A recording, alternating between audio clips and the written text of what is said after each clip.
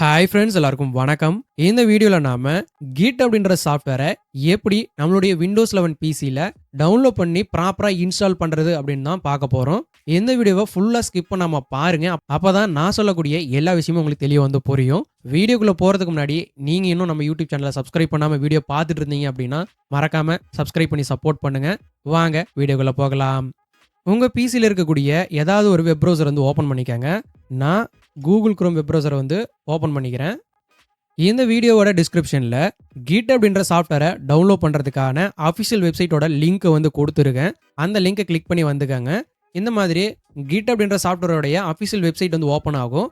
இதில் ரைட் சைடில் பாருங்கள், லேட்டஸ்ட் சோர்ஸ் ரிலீஸ் அப்படின்னு போட்டு இப்போ கிட்டோடைய லேட்டஸ்ட் வெர்ஷன் என்னவோ அது வந்து இங்கே கொடுத்துருப்பாங்க. கீழே இன்ஸ்டால் ஃபார் விண்டோஸ் அப்படின்ற ஆப்ஷன் வந்து இருக்கும்.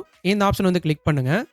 இன்ஸ்டால் அப்படின்னு போட்டு இந்த மாதிரி ஒரு பேஜ் வந்து ஓப்பன் ஆகும். இதில் விண்டோஸ் அப்படின்ற இந்த ஃபர்ஸ்ட் ஆப்ஷன் வந்து செலக்ட் ஆயிருக்கான்னு பார்த்துக்கங்க. இல்லை அப்படின்னா செலக்ட் பண்ணிக்கோங்க.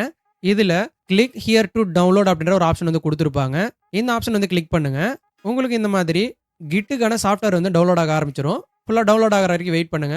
ஃபுல்லாக சாஃப்ட்வேர் டவுன்லோட் ஆனதுக்கப்புறம் இங்கே இருக்கக்கூடிய இந்த ஃபோல்டர் ஆப்ஷன் வந்து கிளிக் பண்ணுங்க. அப்படி இல்லைனா விண்டோஸ் 11 இருக்கக்கூடிய ஃபைல் எக்ஸ்ப்ளோரருக்குள்ளே போயிட்டு டவுன்லோட்ஸ் அப்படின்ற ஆப்ஷனுக்குள்ளே போங்க. இங்கே நீங்கள் டவுன்லோட் பண்ண கிட்டுக்கான சாஃப்ட்வேர் வந்து இருக்கும். இப்போ நம்ம ப்ரௌசர் வந்து க்ளோஸ் பண்ணிக்கலாம், தேவையில்லை இனிமேல். இந்த சாஃப்ட்வேரை டபுள் கிளிக் பண்ணி ஓப்பன் பண்ணுங்க. ஓப்பன் பண்ணும்பொழுது உங்களுக்கு ஸ்க்ரீனில் சின்னதாக யூசர் அக்கௌண்ட் கண்ட்ரோல்னு சொல்லிட்டு ஒரு பாப்அப் விண்டோ வந்து வரும். அதில் எஸ் அப்படின்றத கொடுத்துக்கங்க. அந்த பாப்அப் ஸ்க்ரீனை என்னால் ஸ்க்ரீன் ரெக்கார்டரில் ரெக்கார்ட் பண்ண முடியாது, அதனால் முன்னாடியே சொல்லிடுறேன். நான் இப்போ டபுள் கிளிக் பண்ணி ஓப்பன் பண்ணுறேன். இந்த மாதிரி கிட் சாஃப்ட்வேரை இன்ஸ்டால் பண்ணுறதுக்கான செட்டப் விண்டோ வந்து ஓப்பன் ஆகும். கீழே இருக்கக்கூடிய நெக்ஸ்ட் ஆப்ஷன் வந்து கிளிக் பண்ணுங்க. இங்கே டிஃபால்ட்டாக ஒரு ஃபோல்டர் லொக்கேஷன் வந்து கிட் அப்படின்ற சாஃப்ட்வேர் இன்ஸ்டால் ஆகிறதுக்கு கொடுத்துருப்பாங்க. டிஃபால்ட்டாக என்ன இருக்கோ அதுவே விட்டுருங்க, எந்த சேஞ்சும் பண்ண வேணாம். கீழே இருக்கக்கூடிய நெக்ஸ்ட் ஆப்ஷன் வந்து கிளிக் பண்ணுங்கள். இதில் இருக்கக்கூடிய எல்லா ஆப்ஷனையும் நீங்கள் செலக்ட் பண்ணிக்கோங்க. கீழே இருக்கக்கூடிய நெக்ஸ்ட் ஆப்ஷன் வந்து கிளிக் பண்ணுங்கள். அகைன் கீழே இருக்கக்கூடிய நெக்ஸ்ட் ஆப்ஷன் வந்து கிளிக் பண்ணுங்கள். இந்த செக்ஷனில் இருந்து அடுத்து நீங்கள் வரக்கூடிய ஒவ்வொரு செக்ஷன்லையும் நீங்கள் இன்ஸ்டால் பண்ண போகிற கிட்டுக்கான சில செட்டிங்ஸ் ஆப்ஷன்ஸ் எல்லாத்தையும் உங்கள் தேவைக்கு ஏற்ற மாதிரி செலக்ட் பண்ண வேண்டி இருக்கும். நாம் இந்த கிட் அப்படின்ற சாஃப்ட்வேரை இன்ஸ்டால் பண்ணுறதுக்கான செட்டப் வந்து டிஃபால்ட்டாக சில ஆப்ஷன் வந்து அதுவே செலக்ட் பண்ணியிருக்கோம். அதை மட்டும்தான் நம்ம யூஸ் பண்ண போகிறோம். நம்ம எந்த ஆப்ஷனையும் மேனுவலாக நமக்கு ஏற்ற மாதிரி மாற்றி செலக்ட் பண்ணியோ சேஞ்ச் பண்ணியோ யூஸ் பண்ண போகிறதில்ல. அதனால் அடுத்து வரக்கூடிய ஒவ்வொரு செக்ஷன்லையும் நீங்கள் கீழே இருக்கக்கூடிய இந்த நெக்ஸ்ட் ஆப்ஷனை மட்டும் கிளிக் பண்ணுங்கள். நெக்ஸ்ட் நெக்ஸ்ட் அப்படின்னு மட்டும் கொடுங்க போதும். நீங்கள் நெக்ஸ்ட் கொடுத்துட்டு வரும்பொழுது ஒரு செக்ஷனில் உங்களுக்கு இந்த மாதிரி இன்ஸ்டால் அப்படின்ற ஆப்ஷன் வந்து காட்டும். இந்த இன்ஸ்டால் ஆப்ஷனை கிளிக் பண்ணி கிட் அப்படின்ற சாஃப்ட்வேரை இன்ஸ்டால் பண்ணுங்க. இந்த மாதிரி இன்ஸ்டாலேஷன் ப்ராசஸ் வந்து நடக்கும். ஃபுல்லாக இன்ஸ்டால் ஆகிற வரைக்கும் வெயிட் பண்ணுங்க. கிட் அப்படின்ற சாஃப்ட்வேர் பார்த்தீங்கன்னா ஃபுல்லாக இன்ஸ்டால் ஆகி முடிச்சிருச்சு. இதில் வியூ ரிலீஸ் நோட்ஸ் அப்படின்ற இந்த ஆப்ஷன் வந்து பார்த்தீங்கன்னா டிக் ஆகிருக்கும். இதை கிளிக் பண்ணி எடுத்து விட்டுருங்க. ஃபினிஷ் அப்படின்றத கொடுத்துக்காங்க.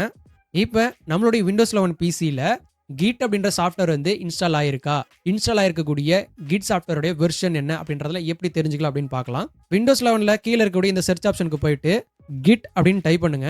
உங்களுக்கு கிட் பேஷ் அப்படின்ற இந்த ஆப்ஷன் வந்து கிடைக்கும். இந்த ஆப்ஷன் கிடைச்சிச்சு அப்படின்னா உங்களுடைய பிசியில் கிட் அப்படின்ற சாஃப்ட்வேர் வந்து இன்ஸ்டால் ஆயிருக்கு அப்படின்னு அர்த்தம். இப்போ நீங்கள் சர்ச்சில் சிஎம்டி அப்படின்னு டைப் பண்ணுங்க. கமாண்ட் ப்ராம்ப்ட் அப்படின்ற ஆப்ஷன் வந்து வரும். இதை கிளிக் பண்ணி ஓப்பன் பண்ணுங்க. இப்போ கமாண்ட் ப்ராம்ப்டில் நான் சொல்லக்கூடிய கமாண்ட் அப்படி டைப் பண்ணுங்க. Git space hyphen version. இந்த கமாண்டை கரெக்டாக பார்த்து டைப் பண்ணிக்கோங்க. டைப் பண்ணிவிட்டு கீபோர்டில் இருக்கக்கூடிய என்டர் கீயை வந்து ப்ரெஸ் பண்ணுங்கள். உங்களுக்கு இந்த மாதிரி கிட் வெர்ஷன் அப்படின்னு போட்டு உங்களுடைய பிசியில் இன்ஸ்டால் ஆயிருக்கக்கூடிய கிட் சாஃப்ட்வேரோட வெர்ஷன் வந்து இங்கே காட்டும். இந்த மாதிரி காட்டுச்சு அப்படின்னா உங்களுடைய பிசியில் ப்ராப்பராக கிட் அப்படின்ற சாஃப்ட்வேர் வந்து இன்ஸ்டால் ஆயிருக்கு அப்படின்னு அர்த்தம். அவ்வளோதான். கிட் அப்படின்ற சாஃப்ட்வேர் வந்து நம்மளுடைய விண்டோஸ் 11 பிசியில் கிட்டோடைய அஃபிஷியல் வெப்சைட்ல இருந்து டவுன்லோட் பண்ணி ப்ராப்பராக இன்ஸ்டால் பண்ணியாச்சு.